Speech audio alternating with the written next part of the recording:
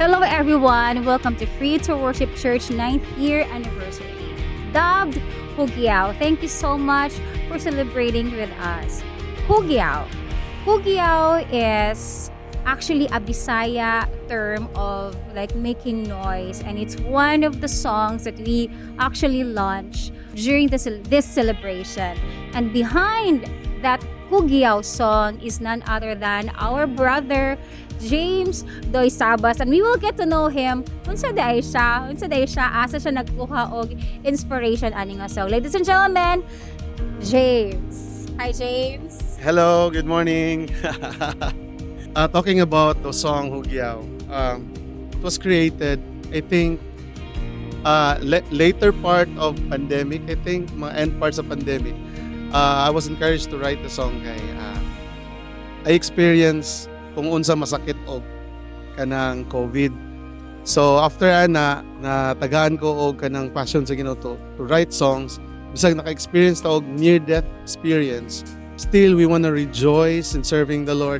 The foundation of the song actually is taken from the book of Psalms, chapter 98, verse 4. Yun dito, sing for joy to the Lord, all the earth. Praise Him with songs and shouts of joy. Sing praises to the Lord. So sa Bisaya version ngayon ito, pag-awit nga malipayon ngadto sa Ginoo kamong tanan katawhan, dayga siya pinaagi sa mga awit ug sa mga singgit sa kalipay. So after itong experience mi nga nasakit mi both sa akong wife, nakaingon ko nga, is it the end of my life? Pero the Lord give us second chance. So I rejoice serving the Lord. I never questioned the Lord nga nung naka-experience may nga ito nga. To the point nga, di na ko halos makaginawa, magpapalit na ko halos ng oxygen kay I don't know kung makasurvive ko in just one night. Pero after ato no, kayo ko nga mahigit ang Ginoo. Napagi-purpose nga nung gibuhi pa ko sa Ginoo. So that's why nagkaroon ko encouragement to really write the song, praising God, rejoicing God, shouting His name, shouting in praising His name. So, the reason behind that song actually. Natagaan ka og moment to write this song. So Yes. naagi kay taas-taas nga moment to write ani nga kanta. Yes, actually. Taas gyud kayo kay bisag before pa mi nasakit. Grabe na nga mga trials ba kay kanang pandemic nga season, dili lang health ang gigo nato. Atong relationship, ang atong financial nga mga resources, so affected tanan, pero nitalikod ba ta sa Ginoo? Wala. So nidot-dot tag samot sa Ginoo, tapos experience pa gid ta kung unsa masakit. So mas mo grabe pa gid ay. So grabe gid ang passion to give thanks to the Lord ba. So mo nang na-create na siya na song. Ibuto ang Hugiao nga word nga. Men sabihin ano Hugiao man. Yes, because I wanna rejoice. Katong time nga murag naka-recover na mi. So Lord, buhi lang ko something yan ana. I will rejoice serving you. I will continue serving you, and I will spread kung sa gihatag sa Ginoo sa ato like unsa nga talent. May it been singing or writing songs, or even the talent in sa akong field in designing buildings because I am an architect. So I'm actually helping other people build their dream houses. So nakaingon ko nga after ani I will continue to serve the Lord. Hugiao after sa victory sa imong life, maghugyaw gid ka. Yes. So, the first lyric of the song, yun saan mo siya pag-come up, di ba, as a writer? Kung saan man yung mag-iuna ba ka sa melody or nag-iuna ba ka sa song, Okay. lyrics? Actually, I wrote during pandemic, even after pandemic, I wrote at least 6 songs. Kano mo na itong i-launch this coming Friday. And then, for those mga songs na nahimo na ko, nag-start gid siya actually of melody. So, one time I was driving my car going to the project. Ni pop up nga melody sa ko. So, I took my phone and then akong record nga tat tat tat tat da da da da da. So, the Lord give me that melody first. And then after that, I seek his word. I prayed, I opened the Bible, and then He gave me the foundation verse of that song. So, mo nang na-create na ko ang lyrics. So, first line ningon siya nga mag-andam sa pagdayi. So, it actually encourages everyone that let's prepare in praising God. Abrihan ang atong kasing-kasing. Let's open our hearts, our minds, So that the Lord will come in. So mo na siya. Then the other lyrics will follow or something na. So that's Hugyaw. And so mo dito siya ang story sa Hugyaw nga nun di ay yeah, make some noise, rejoice. Yes, rejoice. Kana unsa ang nasa imo din na exaggerate whatever. And also you can you please mention also what are the other songs sa imong nahimo except Hugyaw, the titles of the songs? Yes. I encourage everyone to please be excited. We have 6 songs to launch this coming Friday. Ang kahayag is actually referring to Jesus as the light of this world. So, ang kahayag mag-uban ka na to kung asa ta mo adto. So, if we serve the Lord, of course, darkness will be gone in our lives. Kundi ang kahayag sa Ginoo ang mag-uban. Alright.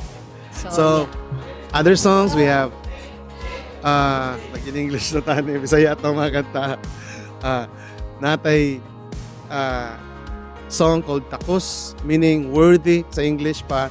Then the other song is Ikaw Lang Jesus. And then there's also Adlaw o Gabi. So we serve the Lord day and night, daily, from time to time. So we continue to serve Him. So that was Kahayag, Takos, Ikaw Lang Ikaw Jesus, Adlaw o Gabi. The other one, which is Magpasalamat, it's like coffee music lang siya, chill lang siya. Not really for worship, but it's Christian. Yeah. medyo lazy morning. Yes. And of course, ang Hugyaw. Okay, manguntahan ako, James. Pila na makaka-years as, syempre, nag-serve ka sa Ginoo, no, dugay-dugay na. But, kanu sa amang gid ka, nakaingon nga, naagid ko yung gift in writing a song. Okay. Grabe nga question. Actually, it never came to my mind to become a worship leader. So I just want to kanang play guitar, music lang ana.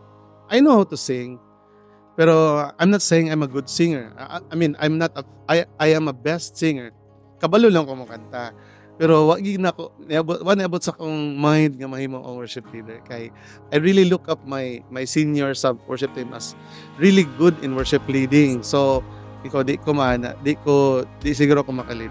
Until such time sa kadugay na ko nagplay, natagaan gyud ko opportunity. I think late na. I was already 28 years old, started worship leading. So katong nga time, ayon ko nga di giday nimo pwede on pangunahan ng Ginoo. So nagiday lain plano ang Ginoo. And then about songwriting, ihatag lang nga gift sa Ginoo sa ko. Medyo late na. Although sa una maka-write og song pero passing lang siya. Murag wala lang. So nabalik siya og cultivate akong kanang passion to write song katong during pandemic nga halos narata sa balay. So di ta kagawas unya na-encourage jud ka kay grabe nga trials kato nga time grabe nga trials pero I encourage pod sa uban nga naay gift in writing songs kung okay man mo write nga kuan ka ng nata sa haruhay nga stage ba ako pero napoy uban writers nga maka-create sila og songs during katong down moments sila so sa ko although katong sa pandemic at time dili pa siya down pero I was really encouraged to write kay buo akong family. Yes. Pero halos na nato sa kalibutan no. Yes. Experiencing loss. Yes. Usap sa iyang lagi sa pinakaubos dawali kukuhaan. Actually karon there are melodies coming in my mind. Ibalik na po ang passion to write pa. Nga ni Rede mag-write og song. Dili man ta perfect yun nga mo write og song. Pero lamig itong gitagaan ka og melody daan sa Ginoo. Kung nakay time, encourage everyone. For example, nakay phone, i-open lang nimo imong audio recorder. May melody ni Sod sa kuan. And then, pray. Pray for the right lyrics. So, patinga na lang ka. In an, overnight lang. Naka-create na ko og 1-2 verse niya chorus and then mag-continue na yun the following day. Once mag-google ka start labi na ka sa melody murag sayon na kaayo ang mo flow no ang words kaya isok-sok na lang siya Yes. especially guided ka sa Word of God. Yes. Pero nailaing ko, about writing songs, nailain ko nga paagi. Kay sa una, na ako'y friend nga, murag 12 songs niya, na nasa lyrics tanan, wa siya melody. So ako'y naghatag og melody niya. Napoy ingon ana. Yes. Pero sa ako, effective sa ako, ang una ang melody and then the Lord will reveal the lyrics. Ako pod is lyrics. Lyrics pod ko. So lyrics, na yung mga songs nga nag-una ko sa melody, but more sa lyrics pod ko and then melody ko. So, lain-lain Yes. ko and Lain-lain methods pag pamaagi. Pero, in one goal, making a song yun. Yes. Mamahimaya ang gift. Amen. So, what was your dream? Unsa man imong mga dreams sa imong mga kanta? Actually, ang mga songs ni James, guys, kung ano gid siya, kanag yung dali ra ka makasabay. Dili siya easy ang melody niya. We all know gospel songs, medyo dili man gid siya hard gid kaayo nga masabayan. And same all the songs nga akong napaminawan tanan nga dali ra gid siya masabayan. Unya dali ra siya mabutang sa imong utok actually. Ang retention ba nga makakanta din kang pila nimo ka katugtugan, mas kanta na dahil nimo siya. And so, what are your dreams para sa imong mga songs?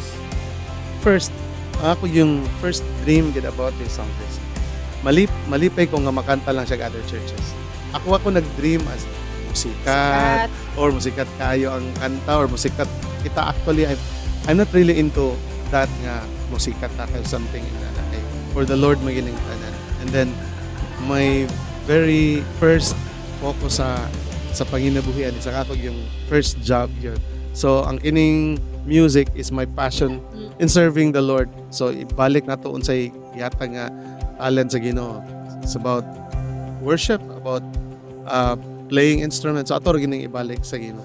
So moto first akong dream is malipay ko nga ang atong songs ginakanta sa uban nga churches. So maka-bless og lain churches. I'm not really kuan nga nganong gigamit man na ilang atong kanta. Yes. Okay ra gid sa ato agid nga kanta lang among kanta, ana lang gid siya. And second siguro is kini nga mga songs maghatag og encouragement for other churches to really write their own songs too.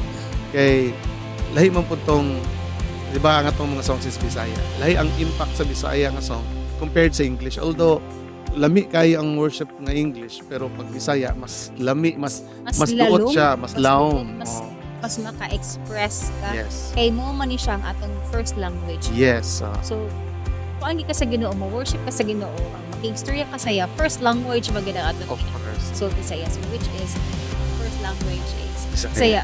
Yes, lamit dito kami na ng mga songs ni James. Praise God. Inspired to ng mga songs Praise para God. sa church. And again, sa man yung ikasulti sa mga tao again para mas ma-inspired pa sila sa make songs. Again, continue to seek the Lord, of course. Continue to have the devotion for the Lord. If the Spirit will convict you to write song, even if pagtanaw ni mo sa iyong kagalingon, di man kumayo ng musician, pero ay gatag ang Ginoo nga songs ako. Patabangan nimo na sa imong team, sa worship team, to really build a song ba. Kaya mura siya balay, bagi panday. So una, naghimo kag foundation, naghimo sa kag footing, and then naghimo kag beam. Santod, mag-create nimo siya. Oo. So, Maimog siyang mabalay nimo ang song. Kay, actually ka ng mga songs na to, bisag ako ang nag-write, pero dili ko may nga, ako ang tanan. From the very beginning, naay nagsuggest nga ingani intro, ingani pagbalik sa kuan. So mao ni ang solo nga part. So mabalay siya hantod ma-create siya nga mahimo siyang complete nga house. Gikan sa scratch, gikan sa foundation, nahimo siyang complete nga house. So kung nakay gift nga mo write song, padayon lang na siya. So namo na ako i-encourage not just here sa atong church sa Free to Worship, kanang also to other churches or other worship teams nga naay talent. Sige. Atong mga kaubanan para mas mabuo ang mga songs, can you acknowledge them isa-isa? None other than our host Sorry, sorry. is one of the singers. Back up na ko guys. She's also one of the singers. She has a slot na siya part dito sa song.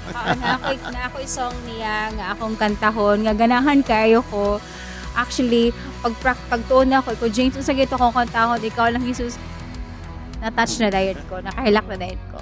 And who else? And then, ako yung introduce ang bandmates. Ang drummer si John Aaron. Glory to God kay he's really willing to serve the Lord. Siyang busy siyang trabaho. And then, our electric guitar player si Brother Bill. He's a government employee pero still willing to serve the Lord in this ministry. Our bassist, Jeremiah, grabe ka passionate kay mo serve sa iyang instrument kay gunitan. Even si Brother Jesse sa percussion, a medtech by profession, nagtrabaho sa lain trabaho pero serve yap sa Ginoo. Our singers are busy. Ang backup na to, we also have one architect there, natay kauban nga busy po siyang family pero willing to serve the Lord. Actually, dili gid hindrance ang atong mga trabaho nga dili ta ka-serve sa Ginoo. So maka-serve gid ta. Siyempre wala pa na ko na mention Keyboard. sa keyboard si Kuya Bong. O kung nakabalo ta sa life story ni Kuya Bong unsa siya Yes. sa una kalayo sa Ginoo unya karon gikuha siya balik sa Ginoo to serve. And then isa pa si Brother Junjun, si Sister Payi, si Vladimir, who else? Giselle. Si Giselle, si Oo. Sam. Sam. So these are men and women of God who are willing to serve the Lord despite of being very busy in their own schedules. So, thank you so much, Architect James De Sabas. Again, inviting you all to please come this Friday, September 27, 5:30 p.m. happening here at Free to Worship Church, third floor, Impress Building. Mandila Boulevard, of course. Mandila Boulevard, Butuan City. So, again, guys, ma-inspired good mo sa mga songs nga ining mo paminawan karong Friday. Just bring someone with you and it's just experience, singing, listening with the Lord. Amen. Thank you guys. Thank Bye. you.